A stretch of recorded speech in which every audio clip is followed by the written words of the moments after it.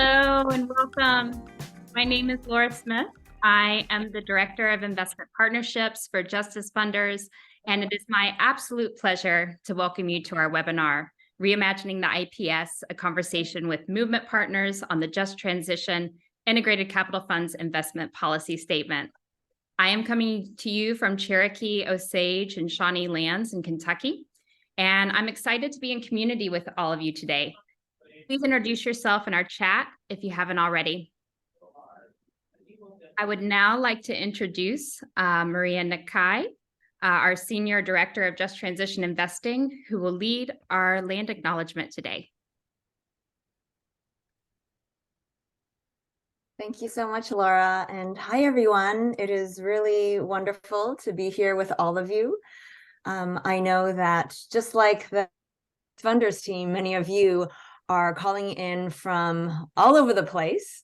And each of our speakers will be doing their own language, acknowledging the lands that they're from. But for now, I do want to acknowledge that the core Justice Funders Facilitation team, which is Laura, myself, and Jesse, who you'll hear from shortly, we are on the unceded lands of the Shawnee, Osage, and Cherokee peoples, the land of the Tiwa and Tewa peoples, and also the land of the Lishan Ohlone peoples.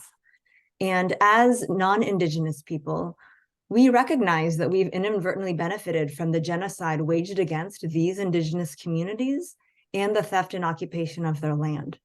We also believe that this is a community of philanthropy that we're here with today. And as philanthropic institutions, as stewards of wealth that have been accumulated through the extraction of Indigenous lands and the exploitation of communities of color, that our field, our institutions really have a particular responsibility to contribute to the healing of the lands that we occupy and to enter into a restorative relationship with our local Indigenous communities. And that includes supporting the work of land rematriation to return Indigenous land to Indigenous people. So we ask that you please join us in acknowledging the original communities on the lands that you are on, their elders, the past and present and future generations. And if you'd like to find out where those places are that you occupy, you can click on the link that you'll see on the slide here. That'll take you to a website where you can do that. So thank you all so much. And I'll pass it to colleague Jesse next. Thanks so much, Maria, for that. We want to acknowledge that this has been a devastating and difficult time in our world. Thank you for showing up. Oops, sorry, I was on mute. Thank you so much, Maria, for that. We want to take a moment to acknowledge that this has been a devastating and difficult time in our world. Thank you for showing up in the midst of the grief and heartbreak so many of us are feeling right now. To help us settle into the present moment and the time we have together today, I am happy to welcome my colleague, Jessie Espinoza Jensen, our Director of Funder Organizing, who will offer us a grounding today. Thank you so much, Laura. Good morning, good afternoon to everyone, depending on where you are. My name is Jessie Espinoza Jensen. I'm with Justice Funders. I live on the lands of the Tewa people, and I'm very grateful to be here with all of you today. For our grounding, I wanted to offer a reading called We by Tre Vasquez, which is published in the Healing Justice Lineages book by Kara Page and Erica Woodland. So as I begin, I just want to invite us all to take an intentional breath.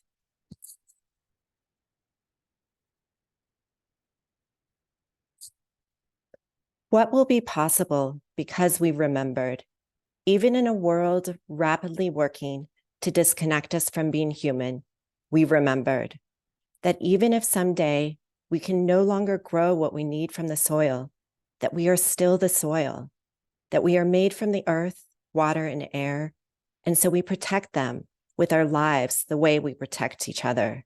We are seed savers, storytellers, living libraries, foreseers of the future and portals to the past, the students of pollinators, organizers, cap and sinks, yabetas, sacred clowns, brown and down computer hackers, song keepers. We are lovers, doctors, birth workers, birthing new worlds, transcending smoking ashes unfurled, messengers airdropping seeds of resistance on a world collapsing into herself. We are a prayer of remembrance. We learn to move like underground rivers, hiding to preserve our force and medicine, emerging as springs to sustain life, reminding the people to only use what they need.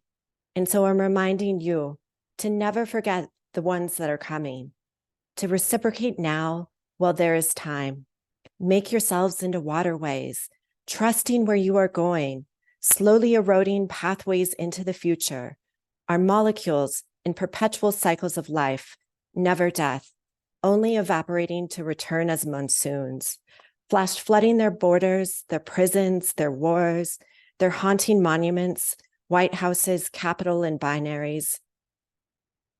We are thunder awakening sleeping giants, blood red like sequoia, our roots underground communication systems, interconnected, intelligence, intergalactic, beyond Jedi mind tricks, ancestral memory. We are a sleight of the hand, night vision to sense points of intervention, manifested by our matriarchs who couldn't see us, but prayed we would live the day to embody lightning. Striking this beast to its knees, colonialism, capitalism, extractivism, imperialism, this beast we will bring to its burial, allowing its bones to compost into building blocks of regeneration, an old way reincarnated into the new world we are birthing. We are still here because we refuse to forget that we too are a part of this living, breathing world. Thank you. I'm grateful to be here with you all today and look forward to what we can make more possible. And I'll pass it back to you, Laura. Thank you. Thank you so much, Jessie. Before we begin, I want to impart a few logistics and housekeeping items. If you haven't already done so, we invite you to introduce yourself in the chat. Please use the chat box for comments and reflections. We love those. And please use the Q&A tool for posting questions to our fabulous speakers. If a speaker is saying something that excites or moves you, please use the emoji reactions to shower your love upon them. Turn on/off captions by clicking on the CC caption icon at the bottom of the Zoom meeting window and adjust subtitle settings and font size if desired. We will be recording this webinar and sending the link and resources out afterward. So today, for our agenda, we are exploring the new investment policy statement for the recently launched Just Transition Integrated Capital Fund. We'll be giving an overview of the fund, hearing from the fund's governing body, discussing the structure and process for building the fund, and ending with time to answer your questions. A special shout out to the Justice Funders team. I'm joined today by my colleagues on the Integrated Capital team, Maria, Abdiel, and Kuru, with support from our fabulous team members, Des, Jessie, and Sharon. Thank you, team. Our featured speakers today include 7 of the 8 movement leaders who make up our governing body. You will be hearing more from them shortly. We regret that Vanessa Roanhorse is unable to join us today. She's home recovering, and we are sending her all of our best and love. And our partners and fund managers at Just Futures are also with us today. To begin, we want to start with a brief overview of the JTIC Fund. In February of this year, we released the Just Transition Investment Framework, a framework for foundation investing informed by movement partners and members of our Just Transition investment community, a group of foundations that meet regularly for peer learning and action. This guide provides a framework for shifting both power and capital back to the communities from where that wealth was extracted. The JTI framework builds off a longtime commitment of justice funders to move philanthropy toward a just transition. A just transition is a bold vision. It's a unifying and place-based set of principles, processes, and practices that build economic and political power to shift from an extractive economy to a regenerative economy. In 2020, philanthropic institutions in the US contributed over 13 times the amount of money to extractive global stock markets as they did to all of their grant-making focus areas. With the majority of philanthropic wealth in this country warehoused on Wall Street, we recognize we must move money back to the communities where it was extracted while doing reparative work with BIPOC and working class communities. The JTI framework outlines how power and capital can be shifted by wealth holders and foundations to support a just transition. In putting together the JTI framework, we heard from our partners working in foundations that many were facing barriers to making the type of non-extractive investments they'd like to based on internal capacity issues and sometimes misalignment between their mission and grant-making priorities and their investment priorities, including investment committees not ready to shift power or bypass financial returns for social learning and ecological returns. In response to this, Justice Funders launched the Just Transition Integrative Capital Fund this year as a learning tool for philanthropy that operationalizes the JTI framework. The role we play is one of convener, connector, and facilitator, and we have no vote or decision-making power over the fund. The basics of the fund are outlined in our IPS. Is this a demonstration project with a 10-year horizon?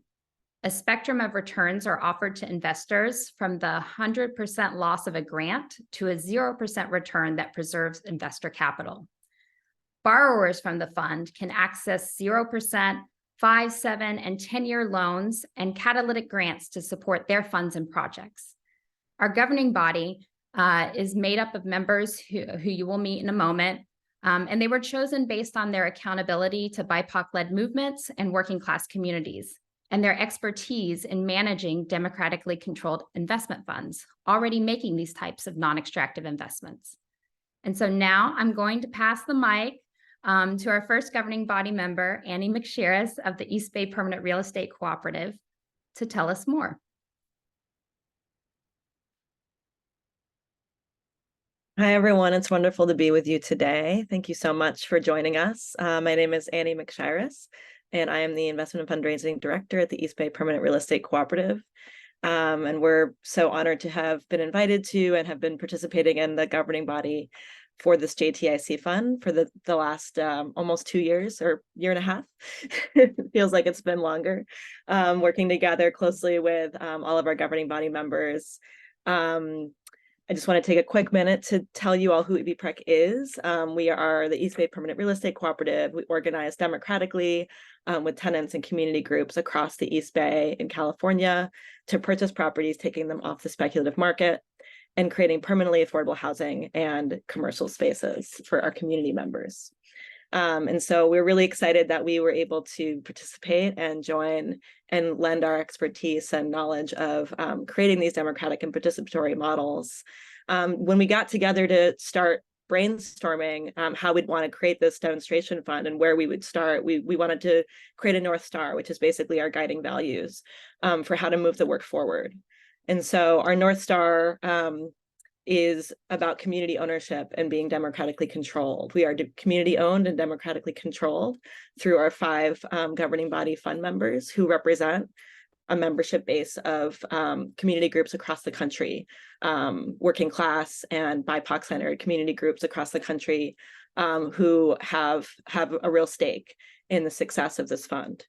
The other important pieces of our North Star are that we are committed to working with philanthropy to shift resources and power where BIPOC and working class communities can feel supported, safe, and well-resourced. And we envision a future where all philanthropic wealth is redistributed back to communities from where that wealth was extracted originally, and for all people to have the opportunity to thrive.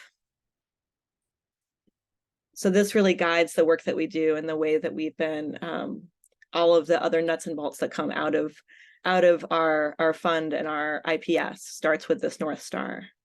And you can go to the next slide, please. And so what does this actually look like in practice, right? So then we wanted to start to move from extraction to restoration in the terms of the loans that we are seeking through this fund, through the investments, as well as through the relationships that we have with philanthropy, with each other. Really moving from extraction to restoration. First is about risk, is a shift in the way that we understand risk. And so in the extractive model, individual and institutional wealth creation is based on competition, scarcity, and separation. It's based on looking at past financial performance, the status quo of, past years' performance and making a projection into the future about the ability of a group to successfully meet benchmarks to be able to pay back the loan, right? If we're thinking about financial extraction. And so as we move along the spectrum, we really want to get to the place where we're in restorative relationship and a restorative relationship to finance, in which the collective well-being of our communities is based on relationship, generosity, and interdependence. And it's really forward-looking about a vision for the future, and a vision for the future that we all share and are able to support each other in collective wealth building.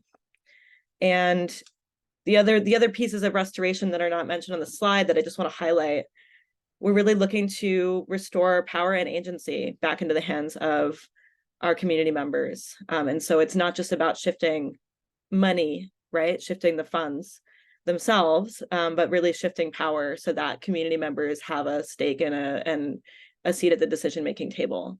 And so that's where the fund that we've created really centers the 5 governing body members, which represent thousands of members across the country in their base building organizations, to actually have a seat at the table. And so we've created our own IPS statements. We're creating our own terms for the financing that would work for our communities, and in a non-extractive, relationship-based way that really restores power and agency back to these community groups, back to our communities.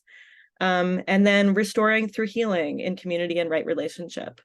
And so how do we come back together again in an interdependent way in which we can restore the connection that we have to each other, and restore the healing that can happen when we are working in community and not as in separate competitive silos.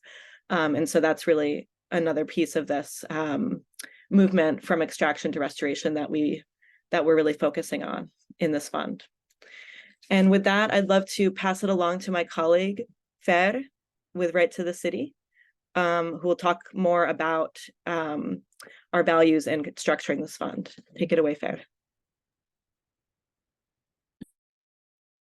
Awesome. Thanks, Annie. Thank you for that great overview. Good morning, good afternoon, everyone. It is such a pleasure to be here with everyone to share about this amazing tool that we've had the privilege of working on over these past few months. And as Annie said, my name is Fernando. I'm the loan fund organizer with Right to the City, an alliance of 88 members across the U.S. working on different housing justice policy work, from ranging from the spectrum of renter right protections to decommodified land and housing initiatives. But I want to focus on one of our 4 values for our fund here today, the one focusing on local community control. So let me read the definition you all see here. The JTIC Fund is democratically governed and controlled by local communities who have faced the negative impacts of the extractive economy and the systemic discrimination. Resources from this fund are intended to redistribute wealth and prioritize local initiatives and actions led by BIPOC and working class communities. We believe marginalized communities are best positioned to govern and make decisions about how capital resources can best be utilized at the local level. And below there, you'll see the organizations that are part of the governing body of this fund. You already know them, I'm sure, but just to give a quick shout out once again, Climate Justice Alliance, shout outs to East Bay Permanent Real Estate Cooperative, Equitable Food Oriented Development, and Matriarch Revolutionary Fund. This project is really a practice of governance at multiple levels. Our governing body is a mix of local and national organizations accountable to local communities and memberships across a wide spectrum of different issues, including food sovereignty and security, land and housing justice, climate change, and land back for Indigenous communities. The interconnectedness of these issue areas is one key strength of the governing body. These are some of the most impactful issue areas that our communities are focusing on now. In many of the communities we support, community members are facing the systemic problems related to these issue areas all at once. All of our investments will go into community controlled projects and funds outlined in the investment areas you will see on the next slide. Why community controlled projects? It's critical that local community residents feel that they have the autonomy over the resources in their community. to feel that they have the power to make important decisions in their communities, and to feel a sense of ownership over their local resources and community assets. The importance of empowering local residents through the practice of stewarding and having autonomy over resources in their community is key to building stronger connections to their neighborhoods and their neighbors. On the graph, you will see some of the examples of the types of community control projects we would look to support through the investments in our waterway. You'll also see the different term lengths for the potential allocations we would be making through the fund. It's a long line of relationships based on trust and accountability that recycles throughout the different checkpoints where decisions are made. Again, all with the purpose of ensuring that the investments are made to community for community controlled projects. These are some of the strengths that our governing body members bring to the table related to local community control. And with that, I'm gonna pass it over to Lupe.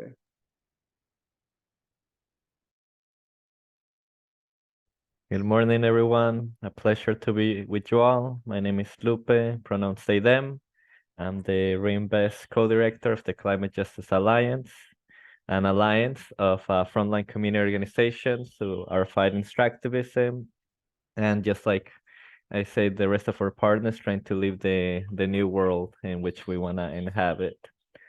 So you've been hearing a lot about non-extractive lending or financing, but then how do we define it?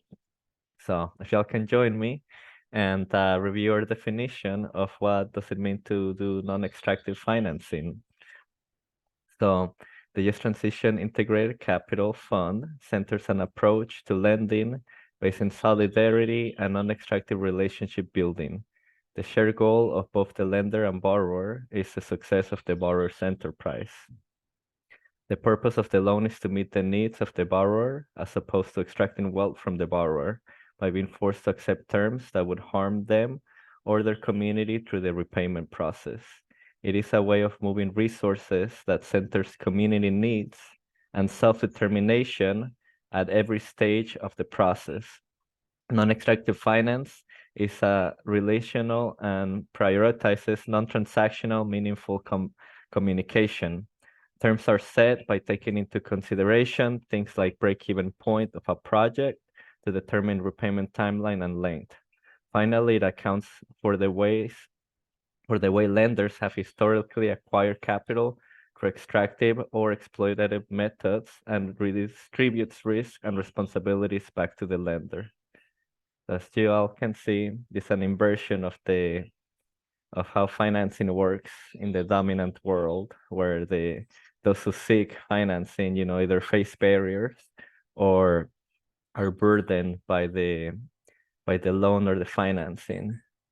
In our case, we want to, flip things up and have like the capital be working for the people, especially because a lot of the communities we're trying to support have been, exploited and undermined historically. And this is about repairing and getting into right relationship. So, we do have like a term sheet, which is available. Some of the stuff that you'll see in our term sheet is like our values, which you're learning about them in this presentation.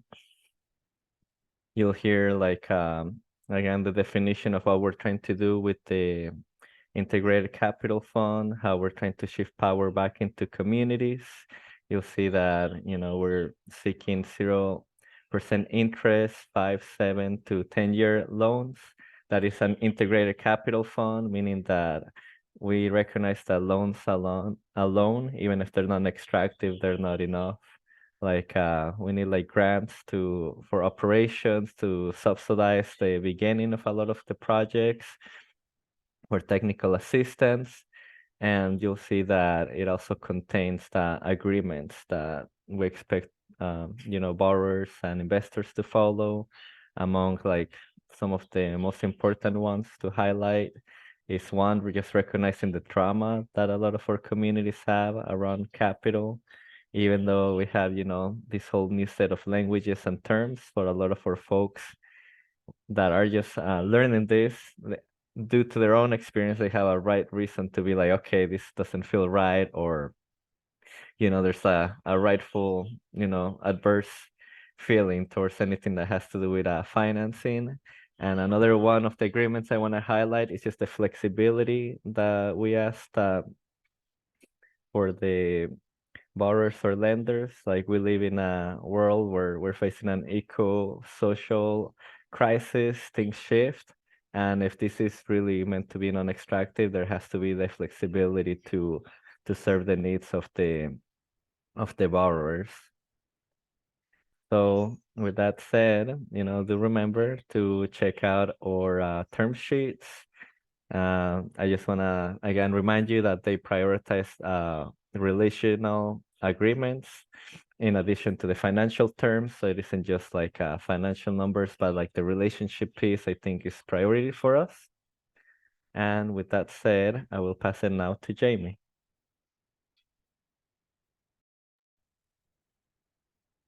Thank you, Lupe. Thank you, everybody, for joining us today. Really excited about this launch, and just to ground us in a lot of what we wanted to do in this process and with IPS was really to flip the script. I'm Jamie Glochet. I'm a co-founder of Native Women Lead and one of the architects of the Matriarch Revolutionary Fund with Vanessa Roanhorse, my co-conspirator and colleague who's not here today with us, who's the CEO of Roanhorse Consulting and one of our partners as well.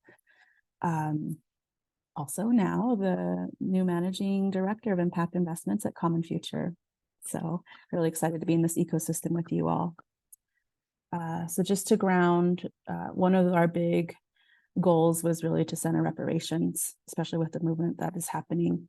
The JTIC Fund approaches reparations for BIPOC communities within philanthropy, utilizing a process of repairing, healing, and making whole individuals, communities injured through colonization, enslavement, extraction, wage theft, and other violations, human rights violations that have built American wealth, including wealth that is warehoused within philanthropic institutions. Reparations return assets and wealth to the people and places from where capital and resources were extracted in a way that gives communities total ownership and stewardship over that capital as a step towards repair. Can we go to the next slide, please? Oh, do I need to advance? Sorry. Okay, thank you. So one way that we're looking to essentially flip the script and why this is incredibly important for us is because, one, we want to acknowledge that harm has happened as a result of colonization, genocide, violence, and the intentional exploitation and extraction of stolen people, land, and resources. And as we're approaching these concepts around, can you go to the next slide? I don't know if I have it up here. Return on investment, we're actually asking our philanthropic institutions and partners to report back to us. Oh, too much.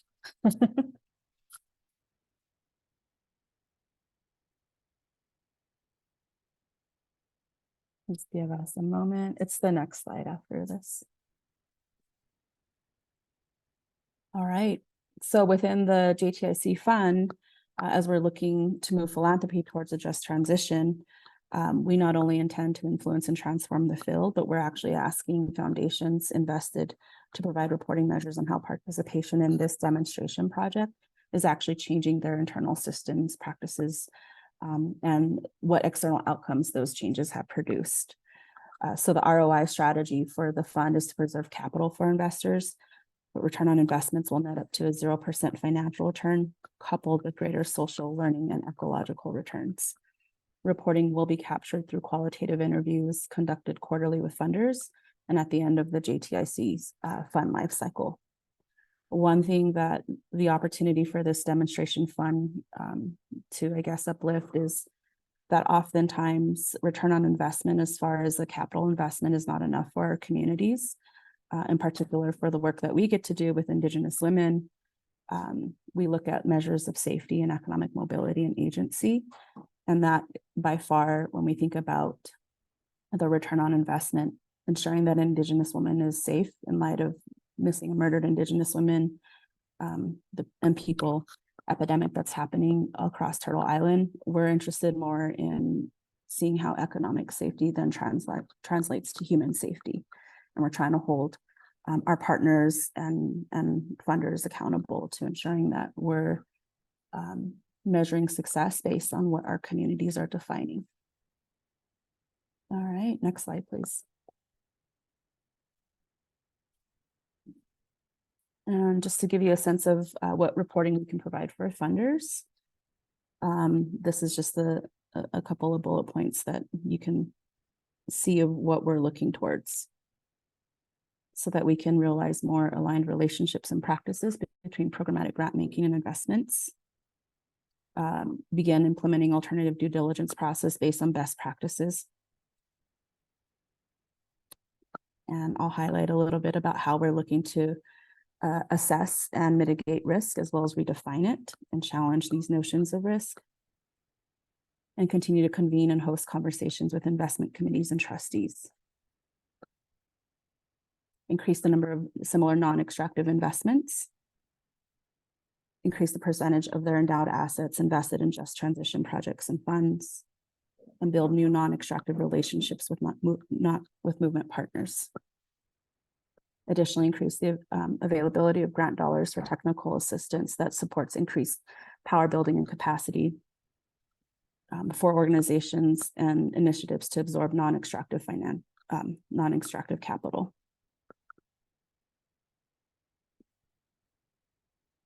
All right. I think we can go to the next slide. Oh, it's the rematriation. Thanks. One slide before. So in partnership with JTIC and Rowan Horse Consulting, we're offering a definition of rematriation within finance. So the JTIC Fund recenters Indigenous women as caretakers and leaders of economic systems that support their families, communities, and nations to rebalance power back to decision-making circles.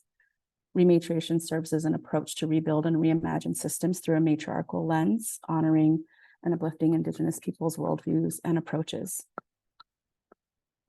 I always like to say that Indigenous women are and people are multidimensional. Not only can we access our ancestral wisdom, but we can think 7 generations ahead in the future. And this is why it's important to insert this worldview. One of the things that we've done within the body work of the Matriarch Revolutionary Fund is to introduce an alternative framework for how we're looking at due diligence. Oftentimes within the lending community, within financial institutions, we've seen how the 5 C's of credit have been highly extractive and exclusionary from communities that have been intentionally excluded. So we're offering an innovative underwriting and due diligence framework that is really around increasing decision-making power through the process that is intentionally spearheaded and protected for Native women to mitigate racial and gender bias that exists within financial decisions to ensure that community decisions are upheld. So I'll just give you a couple of examples when we think about a credit score. If communities don't have access to financial education or intergenerational wealth, they might not have the credit score that banks are looking towards to fund them. So we're looking more at like, our relationships honored in reciprocity, and do those relationships ensure that there's shared safety and accountability for the folks that we're working with to fund? Is the business rooted in Indigenous values? Is the business or the enterprise we're funding supporting founders as well as employees and staff to close their racial wealth gaps? Are these businesses or initiatives looking at 7th generation impact, so they're not doing harm to the environment or exploiting people and labor? And is the business or enterprise game changing or problem solving? So our goal within JTIC was to introduce this framework as an offering as we look at our due diligence process. Okay. Thank you, Abiel. So as we thought around these notions of risk, we wanted to take the opportunity to actually challenge notions of risk. And you'll see from the extractive, moving from extractive to more restorative, you'll see these examples here.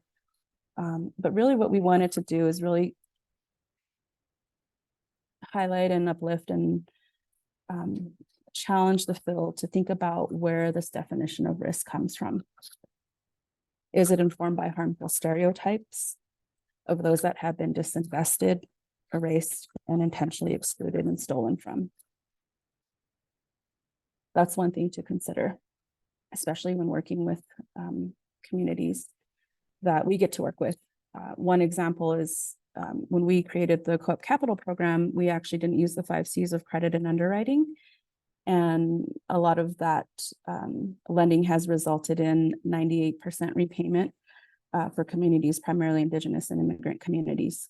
Therefore, saying actually our communities are not risky at all. We just need an opportunity. Another thing around the notion of risk is really thinking about who should carry this risk, especially with warehoused wealth, stolen wealth. Why should we put it on communities of color to hold the interest rates of repayment, as well as promise any assets or collateral for that, especially when there isn't any intergenerational wealth that these communities have and hold. Another approach that we've been really looking at, like highlighting within the notion of risk, is what is the risk of not funding these communities? What is the risk of not supporting these communities in the ideas and the innovation that they bring from their cultural and worldviews? So I just really want to stress and underline, highlight, bold that, and that these notions of risk are actually quite harmful, especially when molded on stereotypes and bias that exists, racial bias that exists in our financial system. Thank you. Is there anything else I needed to cover? Sorry. No, that's great, Jamie. Thank you so much for that. Thanks so much. Yeah. One moment. Great. Thank you.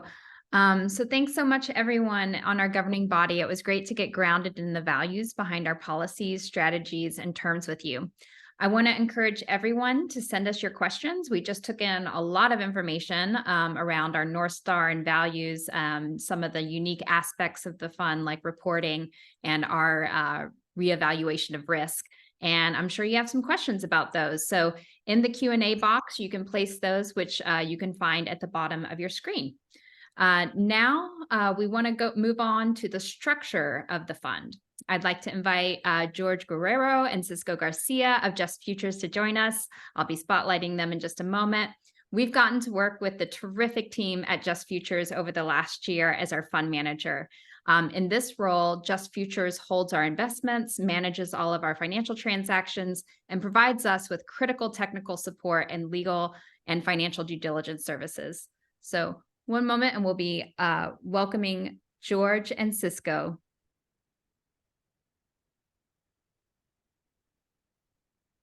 Hey, Cisco. Hi, Laura. Hi, Hi, Laura. everyone. I'm actually going to be speaking first, so maybe you can highlight me. Yep. Okay. All right, super, perfect. Thank you. And thank you so much, Laura, for the warm introduction. I'm George Guerrero. I head up Just Futures, and I'm joining all of you from unceded Ohlone land.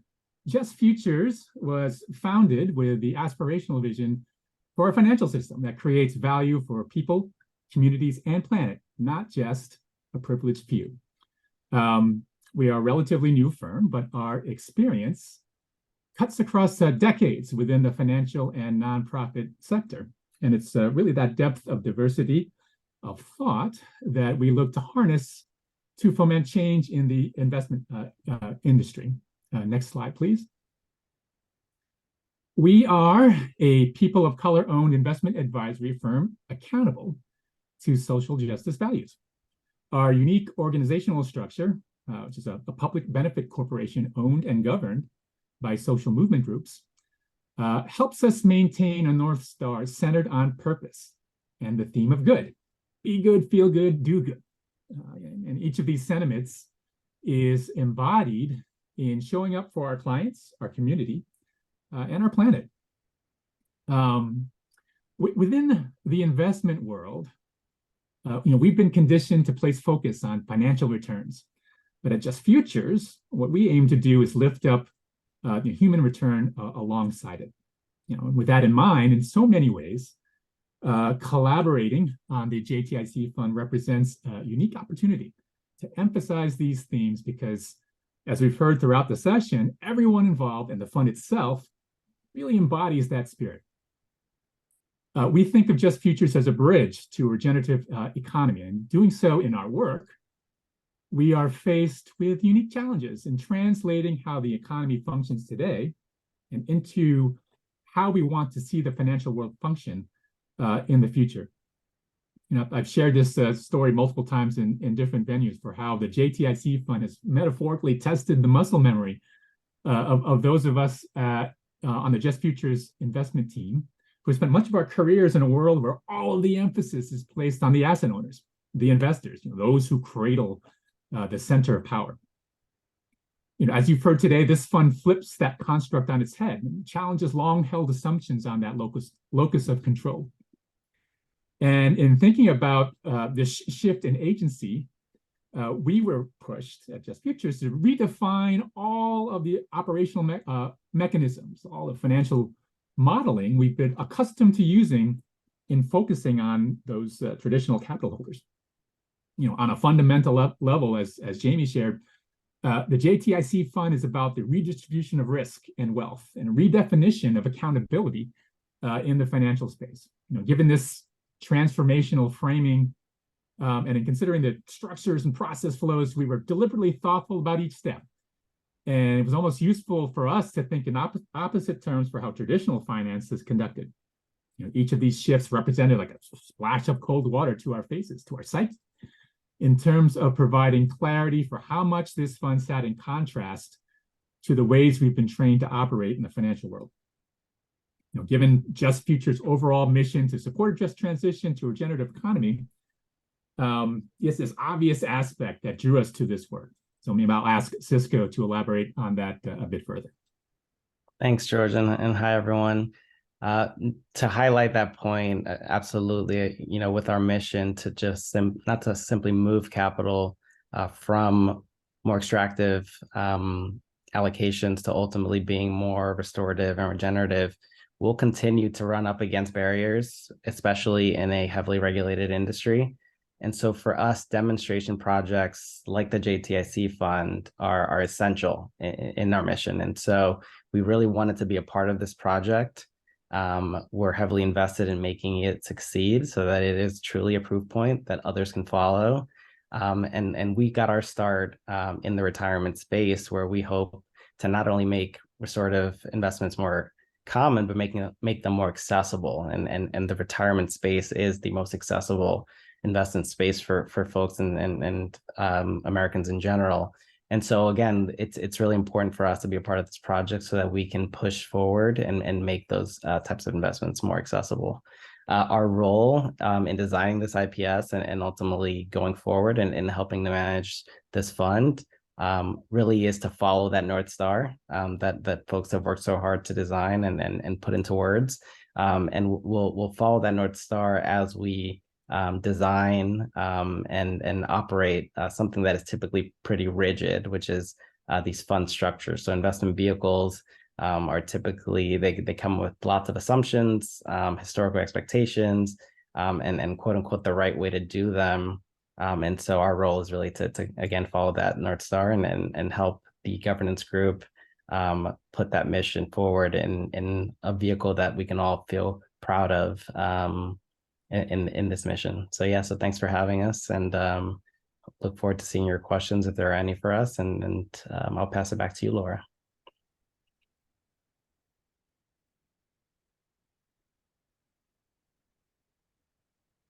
Great, thank you so much for that. And yes, please do. We'll have time at the end for questions and answers. So please place those in the Q&A box. So now that we've covered the values and basics of the fund, we want to talk a little bit about the process. I'm going to invite 3 of our governing board members back, actually 4, because Cameron has been able to join us, Annie, Lauren, Jamie, and Cameron, to speak about this experience of being able to reimagine an IPS and be given total control over the design and policies. So I'd like to ask you all, and you can go in order with Annie, Lauren, Jamie, and Cameron. Can you each tell us a little bit about what this process has felt like and what has it made possible for you in your own work and investments? And we will start with Annie. Thanks, Laura. Annie here with the East Bay Permanent Real Estate Cooperative. First and foremost, this whole process over the past year plus working with our 5 stewarding governing body member funds has been incredibly empowering. To be able to be in a place of proactive creation of an investment policy statement and investment and loan terms that really work for our communities, that work for the issues that are most pressing to those most impacted and are experiencing all of the harms of our extractive economic system on the ground firsthand, to be actually centering those perspectives and to be bringing those perspectives in to create our own terms and our own IPS has just been amazingly empowering. And usually we're in a more reactive position, at least in my position as a fundraiser, a reactive position to negotiate terms that the philanthropic or the funding community brings forward, reacting to it and negotiating and shifting it based on more of a power dynamic in which we're not at the seat of the table, we're not deciding proactively what the terms are. So the process itself has been incredibly empowering, as well to work with the other 5 stewarding governing body members and just really learn from each other and really build deeper relationships of trust, of restoration. In many ways, it's been healing, and it's been a healing journey for myself, and I think for many of us who have never been able to, be in this position of actually creating terms that work for our communities. And then another theme that is connected to this is just how not only asking like the what of moving and shifting capital and power, but how was as important. And we actually wrote that into the term sheets, and we wrote that into the IPS statement, which is how do we model right relationships and how do we get out of being in non-extractive relationships, not only with finance, but also with each other. And when we receive non-extractive finance, if we're not in right relationship with each other or with funders, the relationship itself can still feel extractive and very transactional. And so finding ways that we can actually model and start to practice right relationship with each other, and then actually write that into our documents and name that proactively and invite funders to join us in right relationship and in interdependence has really felt healing and an amazing process to be able to go through in building trust and start to build trust as well with the philanthropic sector. And I'll pass it to Lauren to share next. Thanks, Annie. And thank you all for being here today. I think that this has been a very special process, and I'm really honored to have shared space with all of the other groups, as Annie mentioned, that have been part of this process. It was really powerful last week getting the chance to meet Cameron and Jamie and Annie and so many of our other JTIC members in person and have a chance to celebrate what we've accomplished so far. And I think one of the most powerful parts of this process for me has been sharing our experiences and building our own funds. We've been sharing our internal documents with each other. We've been learning about what are the practices that we're using with our members, what is working, what are the barriers too. I think there's so few places to get resourced to actually do technical assistance for like the people in the fund management positions. We've been starting to really make interventions in the philanthropic space. We've been making interventions even with the way that we're redefining risk through this IPS. I think we're bringing the conversations that need to be had to the spaces that hold the wealth in powerful ways. And I really see a lot of the relationships that we've built through this JTIC development process continuing for years to come as we continue to shift the landscape that we're all navigating and try and move more resources and more support into our communities and what we're building on the ground with our members. And yeah, I will leave it there for now, and just a lot of gratitude for all of my colleagues here, and I'll pass it to Jamie.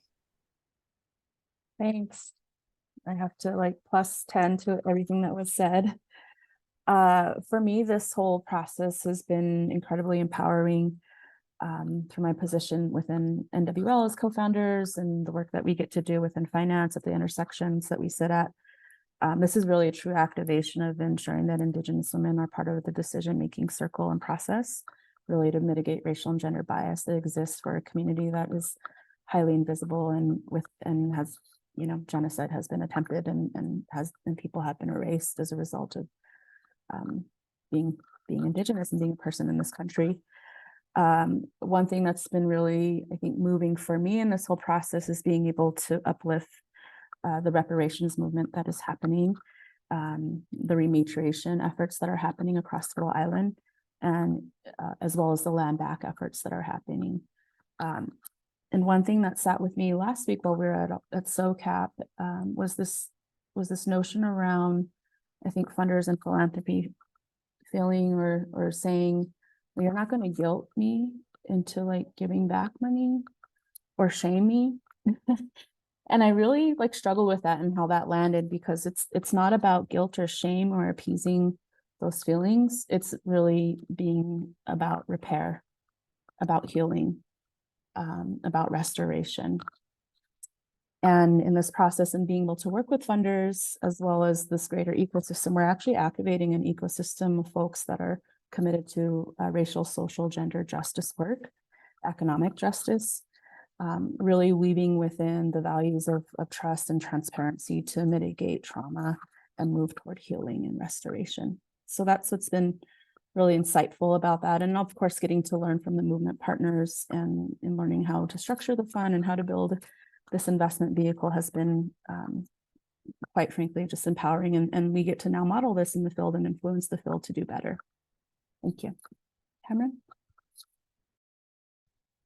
Thank you, Jamie.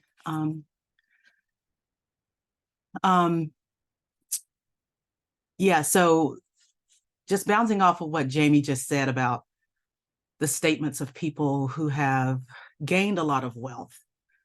I'm first going to state that everything I say is based off the reality and the very true history that in North America, we're sitting on the backs of stolen land, stolen labor, and stolen people.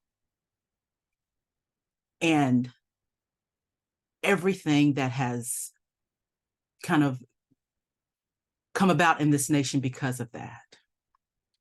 And this is not about doing to white people what was done to us as people of color and Black and Indigenous people.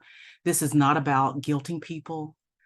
I do not want to become the oppressor. I do not want to dehumanize myself, and neither do any of the people that are sitting on this governing body or a part of any of these organizations. We love the fact that we have been able to hold on to some semblance of our humanity despite all of the trauma. It is a miracle. And I will say this specifically for myself and my sister Jamie, that Black and Indigenous women, because we're at the bottom of everything and we trade places like this depending upon what's being studied, that we are able to sit here and formulate strategies and do groundbreaking work such as this, because the whole history of this nation has been set up to utterly destroy us and everything we have done. And this is one of the few spaces that, as a co-founder of a majority Black and a majority woman-led organization, where I have felt, even amongst my own people, that what I am doing and what I am seeing and how I know we need to move is right. It is not this pie in the sky idea. It is not something that lacks clarity, that lacks competency. We have to start talking about the reality that we have been wasting billions of dollars in this nation focusing on charity. Charity kills my people. It kills Jamie's people. It kills Fair's people. It kills Abdial's people. It kills Maria's people. And we need to figure out a way to believe over all of the biases and all the negative racialized tropes that have been touted about our people, to trust us. Because at the end of the day, when you trust Black and brown people and people of color who have been intentionally and historically divested from, we only have to go up, because we are at the overall cumulative wealth in our communities worse off than we were during Jim Crow, segregation, and we're at the overall cumulative wealth in Durham as my people were at the emancipation of slavery. With all of these degrees, and with all of this ascension into academia, corporate America, we own nothing. We're dying at faster rates. We're being warehoused in prisons, criminalized at faster rates. We are being ushered into homelessness at high rates and have mental health crises. And this process is a process that will begin a path to repair, trusting the people, trusting women, trusting people who are very much so in touch with their feminine identity to actually be caretakers. I love what Jessica Norwood said. I was able to be in a space with her 2 weeks ago. What would it look like if we saw money as an expression of love? What would that look like? What we're asking is for people who are supposed to be politically aligned in so many different ways. We're asking you to be who you say you are. This process has been one that has been life-giving for me and has been one filled with learning for me as an ED of an organization who is trying to venture into this water in new and very different and a decolonized way that's non-extractive, that's building wealth for my people and my community. But there has to be a conversation of what giving back looks like, because we could not be at this precipice that we are in this nation with this amount of wealth without it being extracted from Black people, from Indigenous people, from our AAPI brothers and sisters. We would not be here if it wasn't for the stealing of not only wealth, but also humanity from our people. And this is what this process has helped me put together a system so that we can move forward in a structured and way, an operationalization of being who we say we are.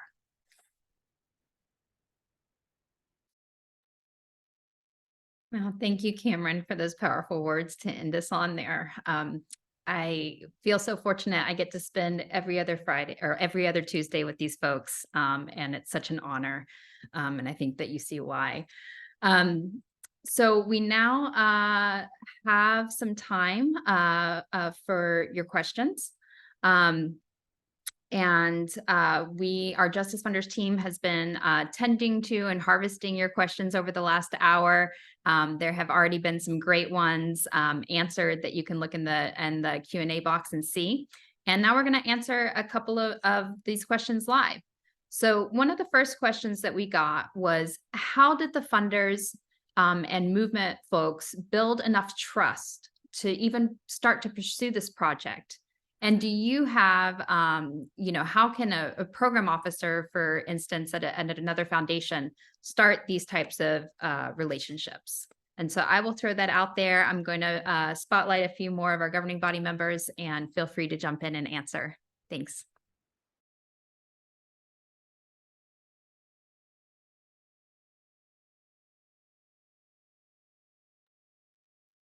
I think that we also had relationships already existing within our ecosystem with one another, and we're aware of the work that we were doing within this intersectional space, but also relationships with foundations and funders.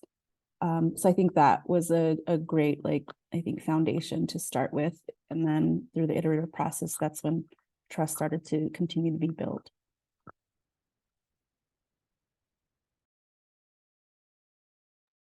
I'd say we had the opportunity to work with a few really incredible folks like Supriya Pillai from Hidden Leaf Foundation, who is an accomplice on every level, who has not only funded big and first when very few people would take that first in role with a lot of funds like ours, but has been very active in moving the field, like talking to other people in philanthropy, writing articles, showing up again and again and again. And that is what we are asking more funders to do and model after. Show up as accomplices, use the spaces that you have to make interventions, to make it easier for us to have those conversations, to make it easier to step into those spaces and receive funding for the work that we're doing.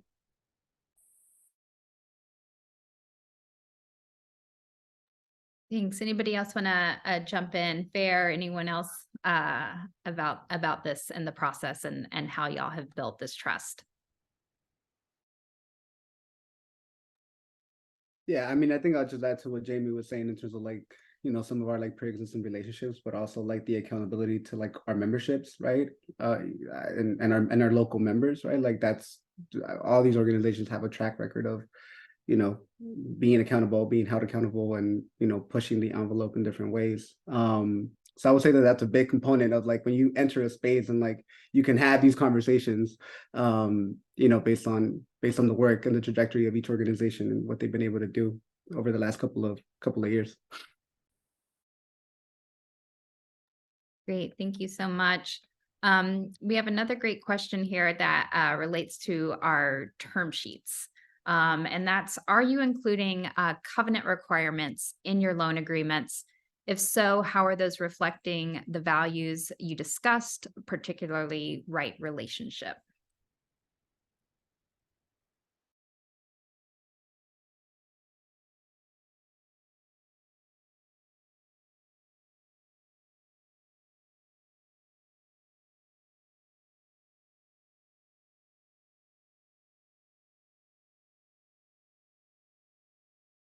And I'm going to put that in the chat too, so folks can see the questions. Thanks.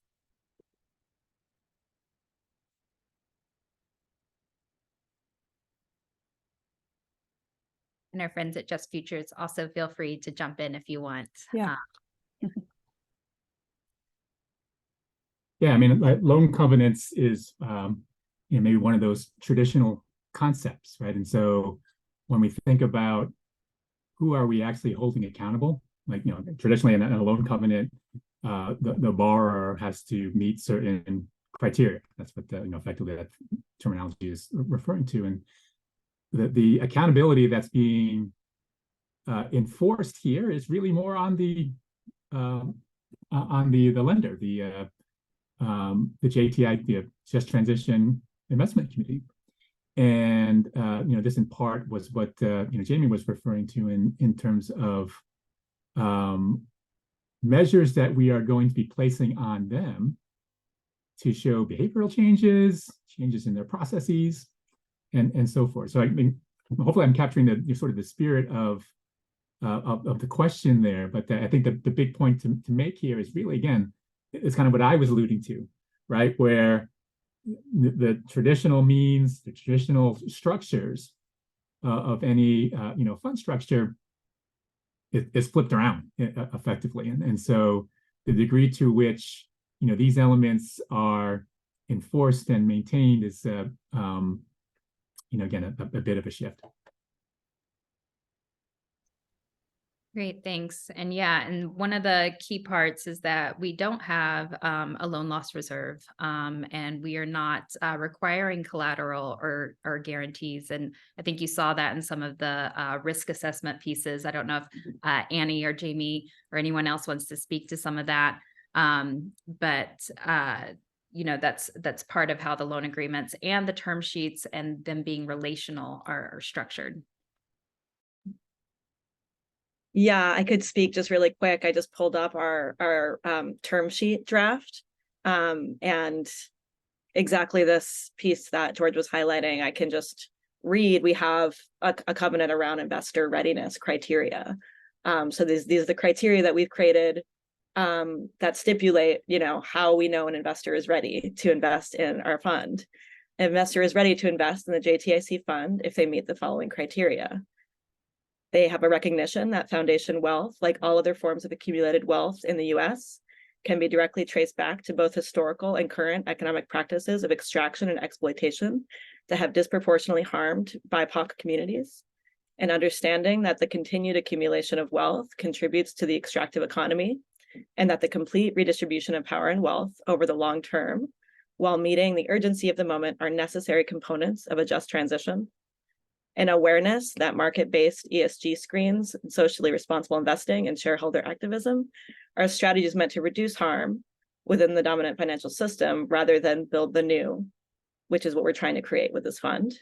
And a commitment to making measurable shifts in assets out of the dominant financial system, Wall Street, venture capital, and speculative real estate, and into community-controlled, movement-aligned just transition projects and loan funds that build economic power in Black, Indigenous, and people of color communities on the front lines of racial, economic, and climate justice that are nourishing local, regenerative, and solidarity economies. So these are the terms, these are the covenants that we're asking investors to agree to and to be ready for if they want to invest in this fund. Great. Thank you. Thank you so much, Annie. Moving along, we have some other really great questions I want to get to.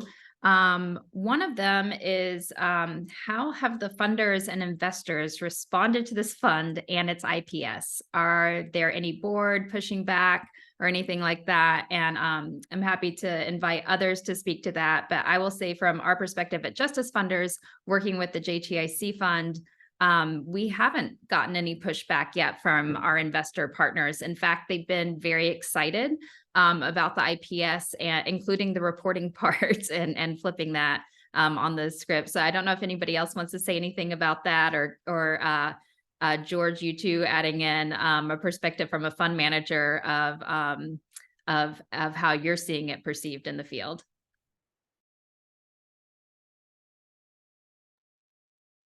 Yeah, man, I can speak to, we've had a handful of due diligence conversations, and I don't know if surprise is the right word, but the embracement of what we're building here was almost universal. And I sort of expecting, again, those who were part of the due diligence conversations, who were part of, let's call it traditional finance, may have come in with a raised eyebrow. But I think, and this is an attestament to the strength of the just transition investment community and what was fostered.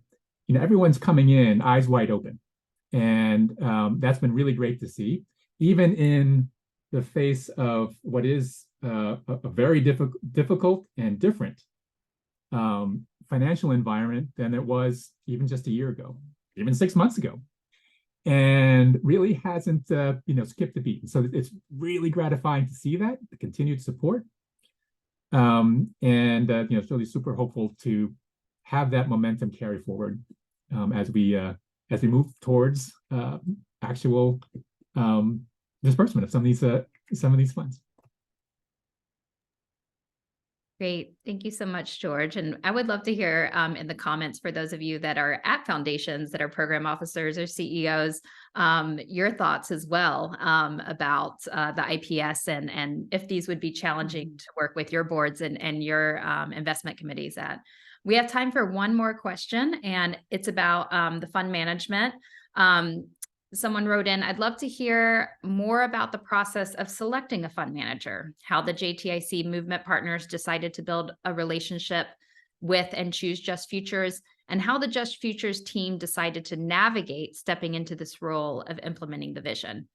I heard Lauren mention that this fund manager role is a growing field that needs a lot of TA as well. And I'd love to hear more about the contradictions, challenges, and new infrastructure you all are building through that part of the process. So I'll just kick us off and say that the choice of Just Futures was made. They're a longtime partner of Justice Funders, and it just so happened that they were moving into and evolution to start to look at the other types of fund management that they could do. So it really, like, all of this process of organic came out of relationships first. And then George, the full, it's a long question there with lots of good parts, but wanted to see if you wanted to speak to any of that on the fund manager side. Yeah, no, sure. And again, the thematic of contradictions in engaging with a financial system that works the way it does, and for decades, centuries, and affecting change, you're going to run into that, and we've certainly run into it. I kind of touched upon it in my remarks, but again, it's like, and the question from Leslie around covenants, and how that translated to the way we've incorporated that into the structure. So we were, each step along the way, I made mention of, like, thinking of things in opposite and almost jokingly, but in reality, that's really what Cisco and I, the process that we went through, thinking about, okay, here in sort of the traditional real world, this is how it functions. How would we take this structure, covenants, and place that within what we're trying to accomplish here, translating, as I also alluded to, from structures, frameworks, contexts that exist and work, right, and in its purpose in the financial world, and then shift that, right, attenuate to our objectives here, and make it so that we're put in the best place to be successful, not so radically different from how it operates, right? Because I think there's a language, there's constructs that have a place, but adapt them, right, for the objectives that we have in mind. In many ways are radically different. But again, it's just subtle differences. Great. Well, thank you so much, and thank you for all of those great questions. Again, there were some more questions in the Q&A box that you can go and see that were answered during this. So we are now closing in, winding down to the end of our time together. And we're going to go in order now. And I want to invite Fair, Jamie, Cameron, and Noni for some final words and their call to action. So Fair, can you kick us off? Yeah, totally. Happy to do it. Yeah, I would just say that, like, obviously we've just talked like about an hour now around, like, redefining risk, and, building trusting relationships, invested in creative solutions, and investing in alternatives is going to require a level of risk that we all need to be a part of, right? And right now we're talking about 5, 7, 10-year investments, but for our folks that are actually going to receive that capital, this battle started in many spaces 10 years ago. Like, our folks have been organizing, our folks have been fighting, our folks have been doing the work to get to this point where, like, now there's opportunity to do something different. And it would be such a shame for us to not put our heads together and begin to think about creative ways of doing this work, right? And when we talk about redefining risk, when we talk about trust building and relationship building, there is no bigger commitment than someone that's been organizing and doing the work for 5, 6, 10 years to get themselves in a place where, like, collectively folks can make change. So I think all of our projects are community controlled, right? All of our projects have a long legacy of organizing, and we have great potential and opportunity here. So we should take it. So Great. Thank you so much, Fair. Jamie? Thank you, Fair. Yeah, I would say build awareness around, like, financial trauma, how that is actually pretty harmful, not only within our own communities, but within foundations and folks that are holding wealth. Fund abundantly. I think it was you, Abdiel, SOCAP, say we cannot nonprofitize movements. That really stuck with me. I do think that foundations and philanthropy have the wherewithal and the ability to fund different types of structures beyond nonprofits. There's amazing social enterprises, B Corps, cooperatives, employee-owned structures out there. So I'm always trying to push that to fund beyond that. And really, when you think about the notion of risk, do not put our communities at risk. We're already at risk in the world we live in every day in our daily lives, structurally, systemically, all of it. Don't put that risk on us to carry that burden.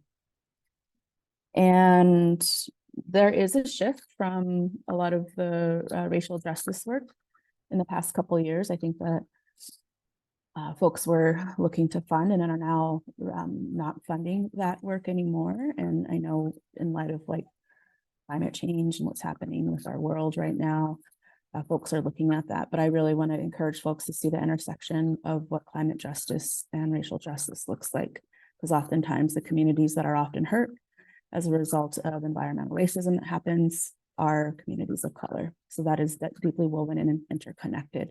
And I would encourage funders to not just move with where the themes are moving, but see how there is interconnection. Thank you. Thank you so much, Jamie. Cameron? Yes.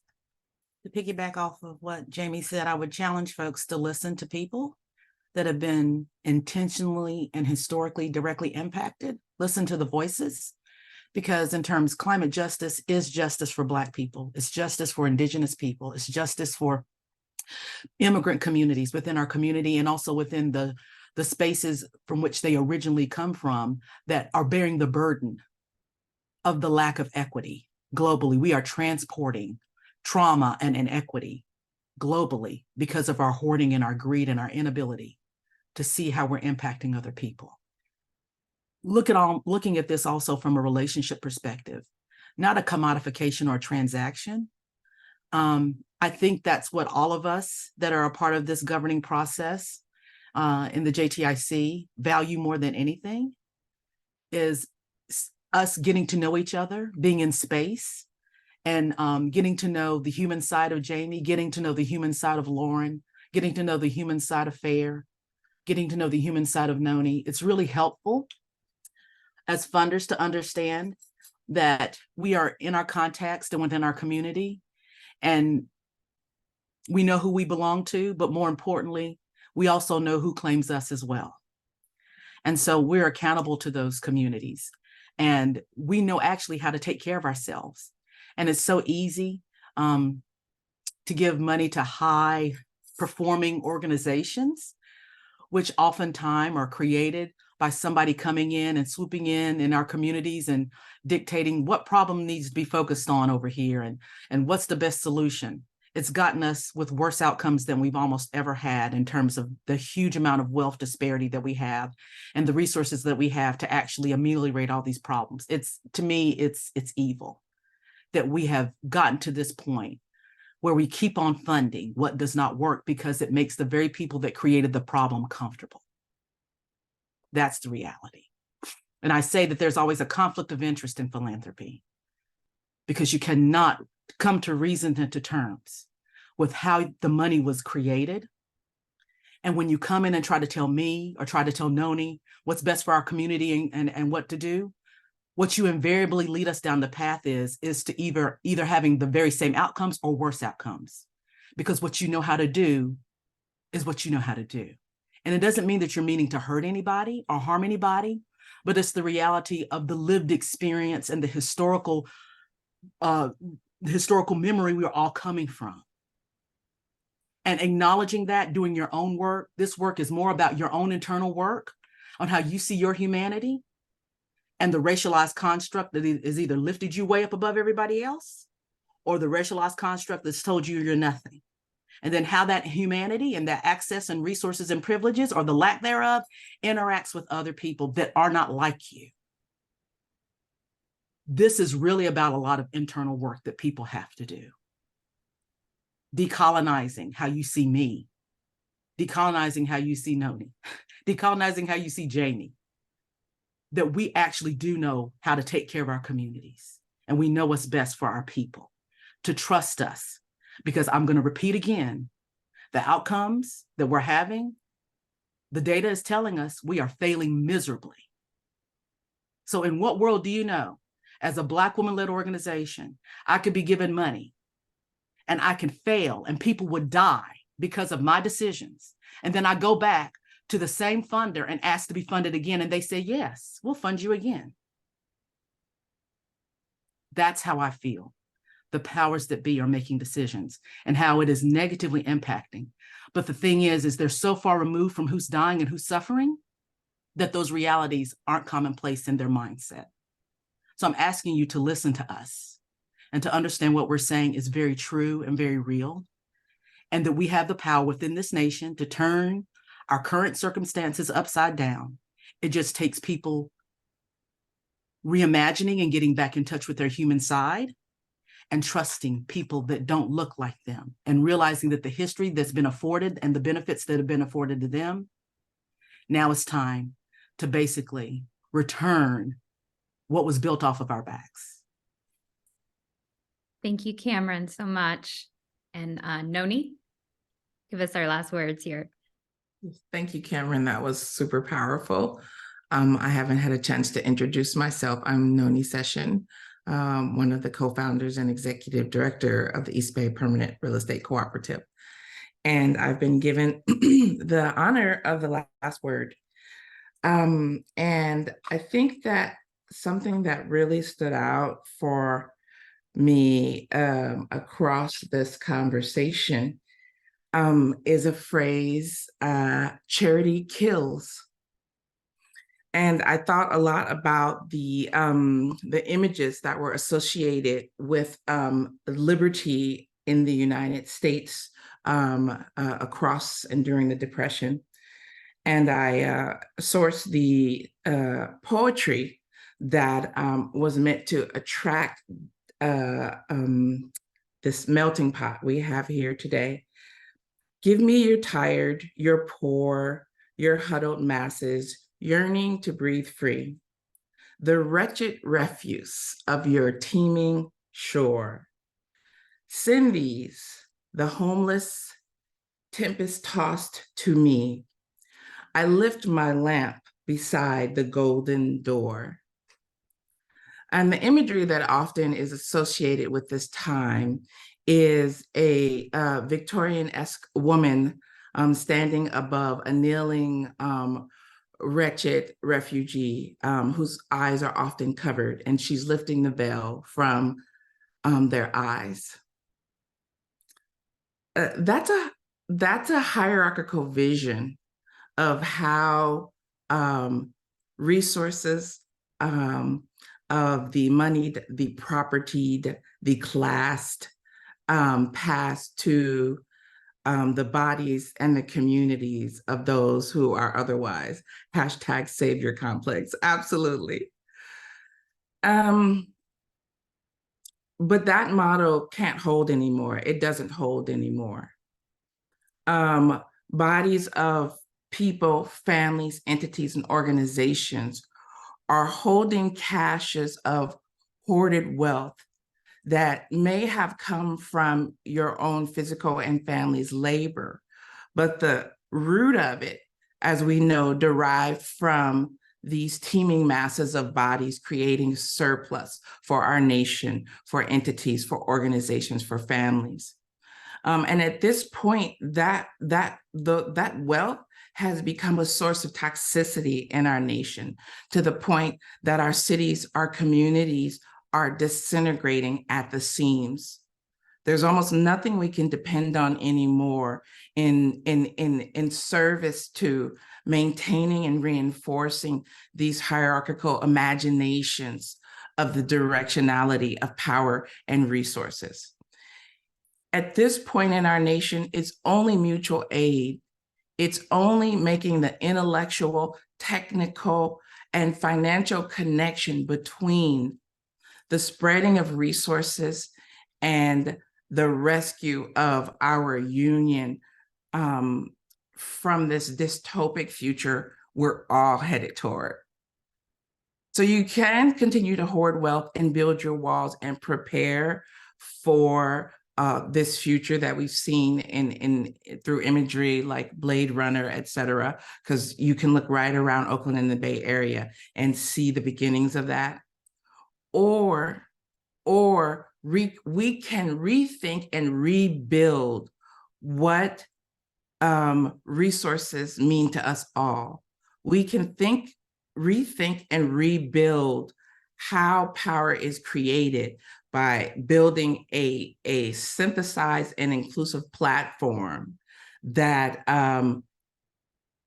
that opens the door for us to connect and rethink how power works, how our nation works, how our judiciary works.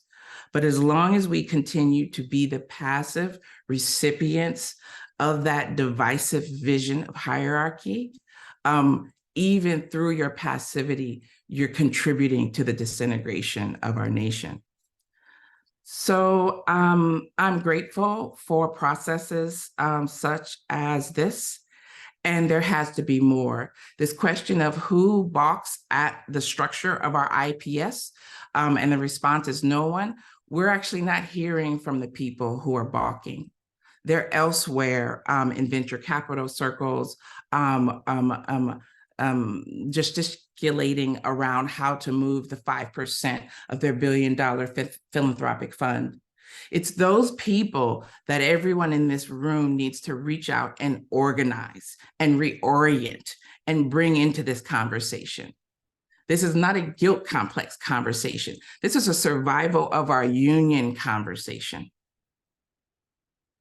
And I'm grateful that this is one of the many places where this conversation is elaborating. And your charge is to leave here today and speak to everyone invested or not in a just transition of the importance of doing so. Thank you so much for the time and the opportunity to close us out. Thank you, Noni. That was amazing. Thank you so much. And I know that we are almost at time, but just a couple of things. So we have covered so much ground, and we hope that today's powerful storytelling has left you inspired and ready to engage your imagination to redefine what's possible for investing. We have several invitations as next steps in supporting this movement. Download and share our IPS. If you're interested in making an investment into the JTIC Fund to support this phenomenal work, or have lingering questions, please be in contact with me. I'm dropping my email in the chat right now. And please don't hesitate to reach out to our full team if you have any questions or want to explore the types of support we offer foundations moving their assets towards a just transition. Here is a link to a form where you can reach us. So deep gratitude, everyone, to our governing body members for sharing your wisdom and insight. Thank you to our partners at Just Futures for taking this journey with us. And thank you to the Justice Funders team. Please show everyone some love and throw up your emojis as we send out. And thanks all of y'all for hanging with us today on a Thursday. It's been great to have you. Be well, everyone. Make me